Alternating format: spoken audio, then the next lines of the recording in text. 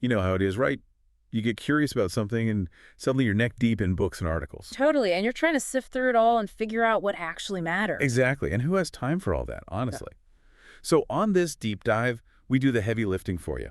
We take these fascinating topics and boil them down to the essential insights. So you can absorb the key ideas without having to become a temporary expert. And today we're tackling a book that I think you'll find particularly intriguing, Smartcuts: How Hackers, Innovators, and Icons Accelerate Success by Shane Snow. Okay, so the book kicks off with these two really interesting examples that kind of show the two sides of the shortcut coin.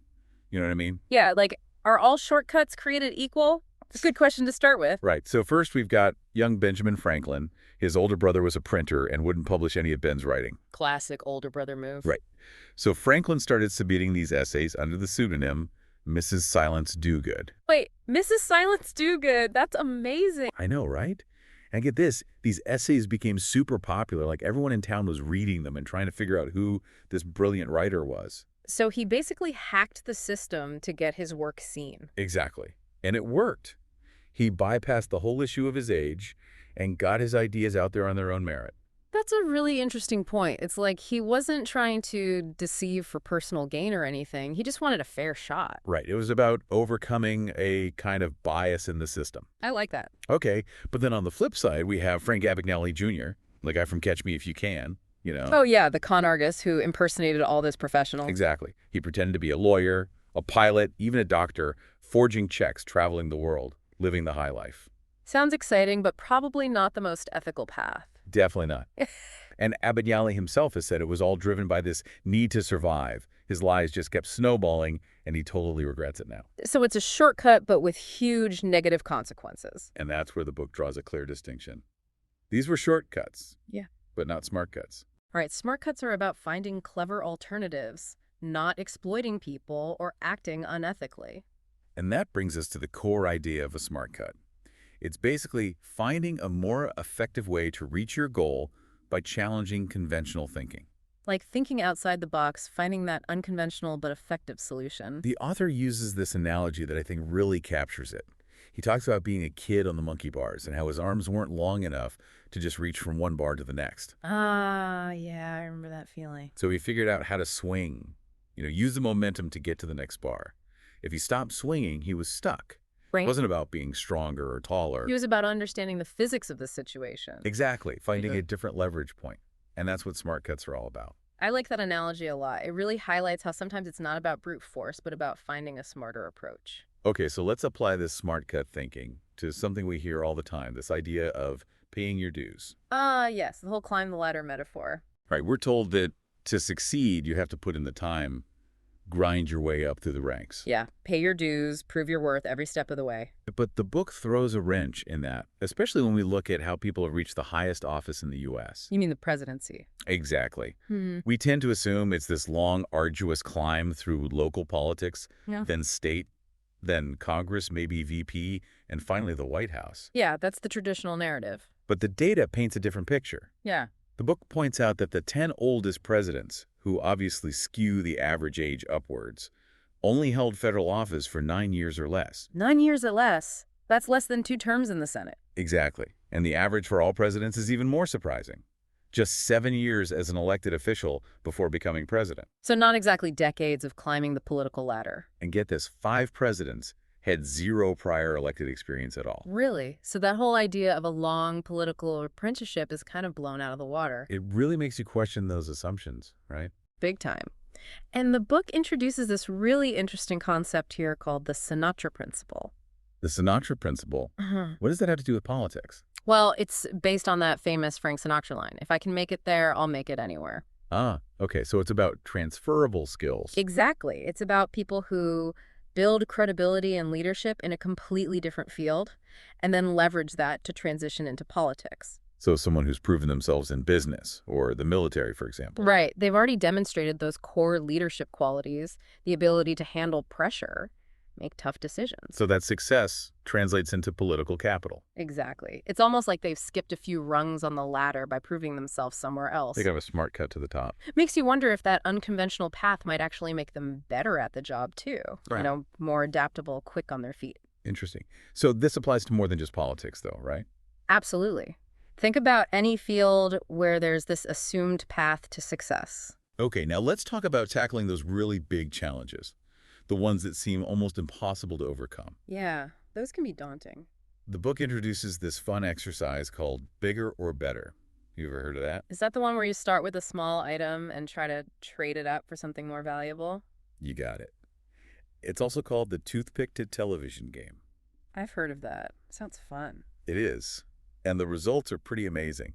The book talks about college students who started with like a toothpick or a paperclip and ended up with things like stereo systems, golf clubs, even a full-size canoe. All through trading. Yep, and they did it all in just a few hours. That's incredible. How does it work?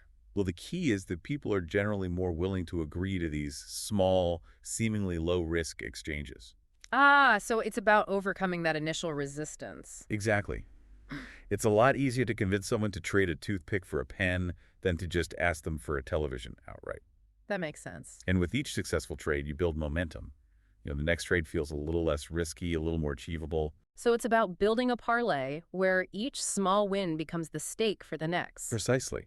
And the book calls this the psychology of small wins, where those little victories actually help you overcome inertia and make progress towards something much bigger. Okay, so for someone facing a massive project or a really tough challenge, this bigger or better mindset could be a really valuable smart cut. Definitely. It's all about breaking down that huge goal into a series of smaller, manageable steps. So instead of getting overwhelmed by the enormity of the task, you focus on those achievable wins. And each little victory keeps you motivated and moving forward. I like that a lot. Okay, now let's shift gears a bit and talk about speed.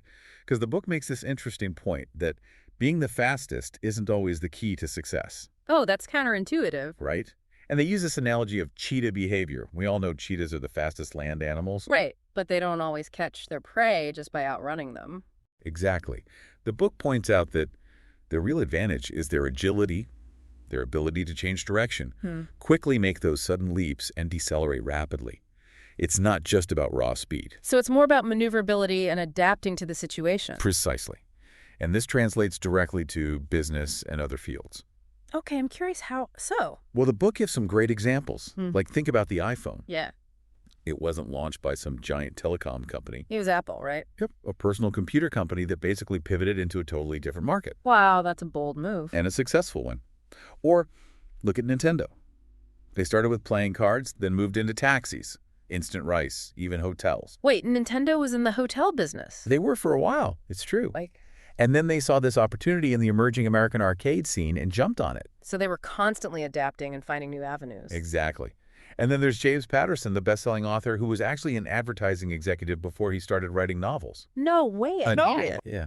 And he even applied his marketing expertise to become a bestseller. So it's not like he just stumbled into success. He leveraged his existing skills in a new way. And then there's Zoe Saldana, the actress. She was a ballet dancer before she made it in Hollywood. Wow, so all these people kind of zigzagged their way to success. That's a great way to put it. And that's what the book calls cheetah behavior. Yeah. It's that agility, that ability to change direction quickly and seize those unexpected opportunities. So it's not just about running in a straight line toward your goal? It's about being open to those unexpected turns and being willing to adapt. I like that. It's a much more dynamic approach. Okay, now let's dive into something that's often talked about, but not always fully understood: mentorship. Yeah, everyone says you need a mentor, but what does that really mean? Right. The book acknowledges the data. The fact that learning from successful people can definitely accelerate your progress. Okay, makes sense. And they use the example of Justin Bieber, whose rise to fame was obviously helped by Usher Raymond and Scooter Braun. Yeah, they were his mentors, right? Exactly. Yeah. But then the book throws in this really interesting nuance. What do you mean? Well, despite this seemingly perfect mentorship situation, Bieber still went through all those very public struggles. Oh, right. All those personal challenges he faced. Exactly.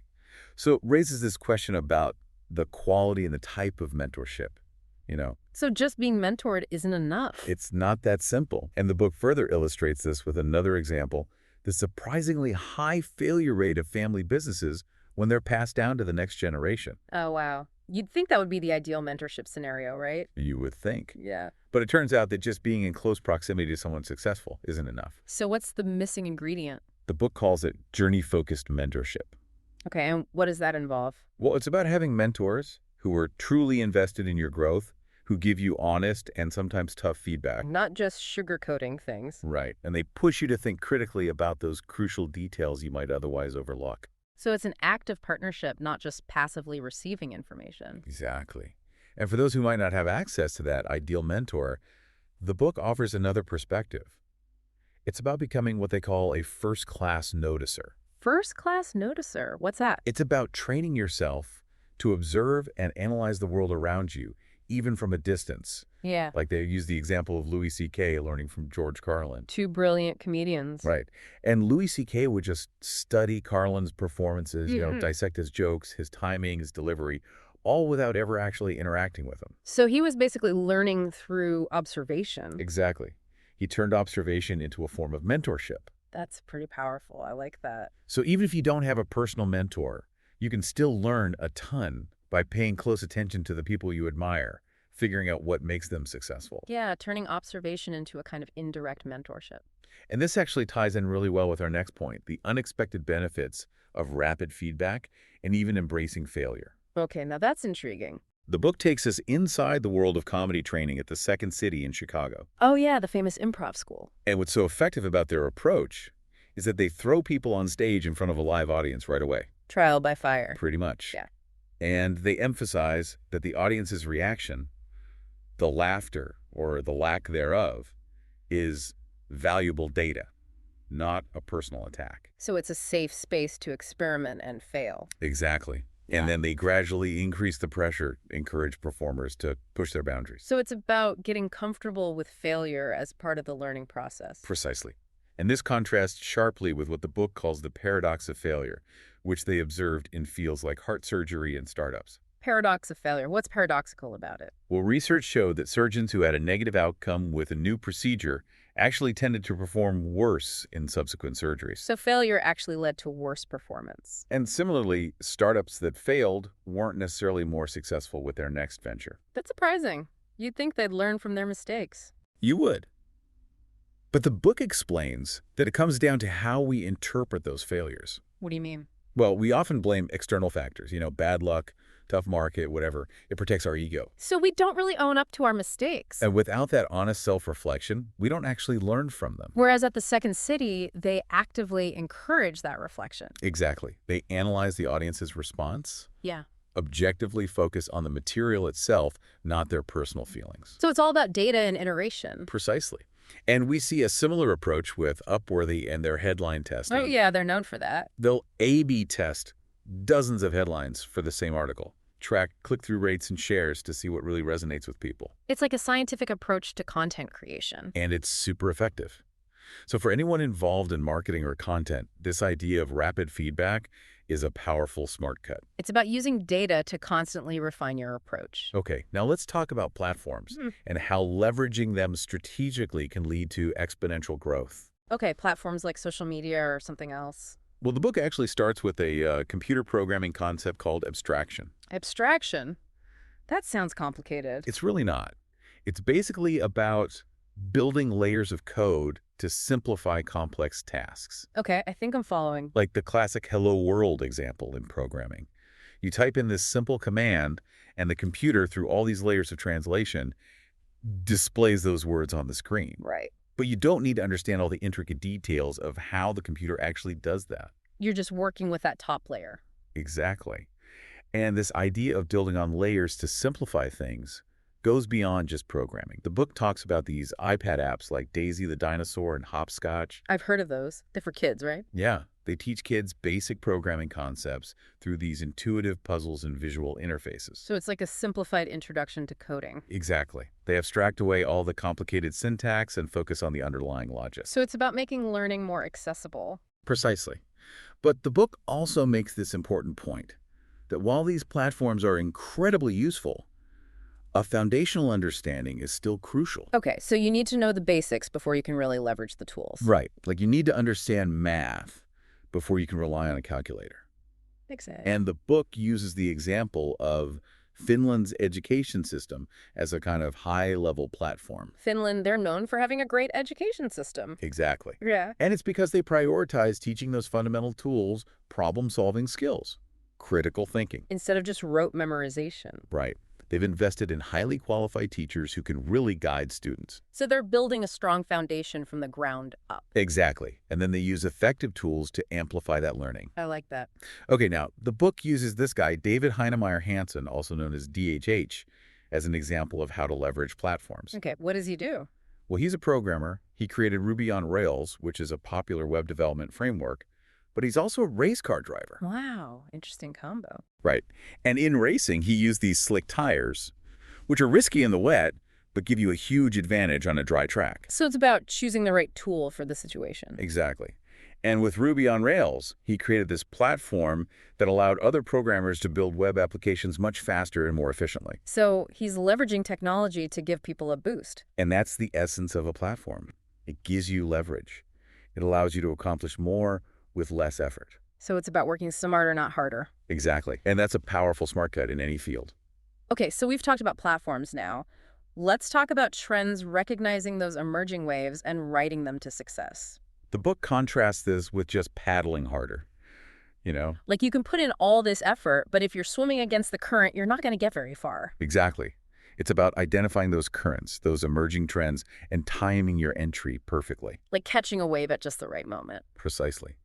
And the book argues that this skill of recognizing patterns can actually compensate for a lack of experience. Really? How so? They give the example of professional surfers who will come to a new beach, and by analyzing the wave conditions, they can often outperform local surfers who've been surfing there for years. So it's about understanding the underlying dynamics. Exactly. It's not just about intuition or experience. Makes sense. And this brings us to what the book calls the 20% doctrine. Okay, what's that?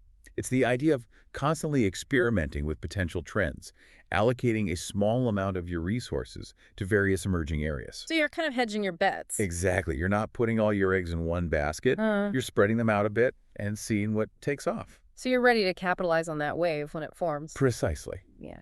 And the book also challenges this common idea of the first mover advantage. Yeah, being the first to market is always the best strategy, right? Well, not necessarily. Yeah. The book explains that fast followers can often learn from the mistakes of those pioneers and ultimately achieve greater success. So you can actually benefit from being second or third. Exactly. Think about companies like Google, Facebook, Microsoft.